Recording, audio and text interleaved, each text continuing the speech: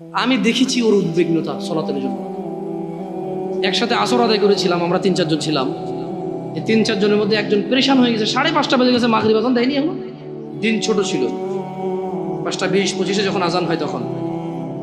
তো শোনো, ব্যথাকার মানুষ।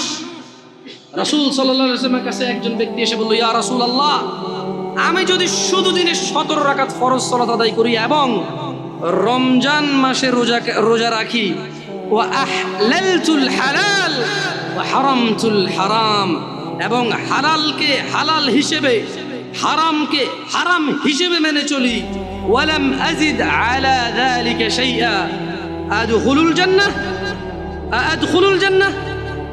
একজন লোক কার কাছে এসেছে? মুস্তাফা সাল্লাল্লাহু আলাইহি ওয়াসাল্লামের কাছে এসে বলল, ইয়া রাসূলুল্লাহ, আমি যদি দিনে শুধু ফজর 2, জোহর 4, আসর 4, মাগরিব 3, ইশা 4, ব্যাস, কমও না বেশিও না, আর আমি কোনো রোজা রাখবো না, কোনো শুধু রমজান মাস এসে আমি বরাবর পুরো রমজান মাস রোজা রাখবো, আর বেশিও রাখবো না, কমও রাখবো না।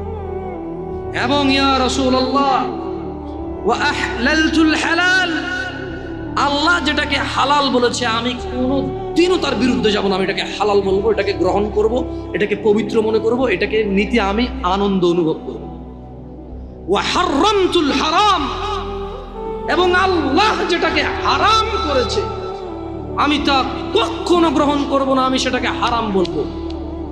চাই যাই হোক, পুরো পৃথিবীর মানুষ যুক্তি দিক, পুরো পৃথিবীর মানুষ বুদ্ধি দিক, পুরো পৃথিবীর মানুষ আবেগ দিক, পুরো পৃথিবীর মানুষ পালন করুক, ইয়া রাসূলুল্লাহ, ওয়া আহলালতুল হালাল ওয়া হারামতুল হারাম, আমি হালালকে হালাল মনে করব, ঘৃণা করব না, ওয়া হারামতুল হারাম, যেটা আল্লাহ দেয়নি, যেটা আল্লাহ আদেশ করেনি, সেটাকে আমি হারাম মনে করব।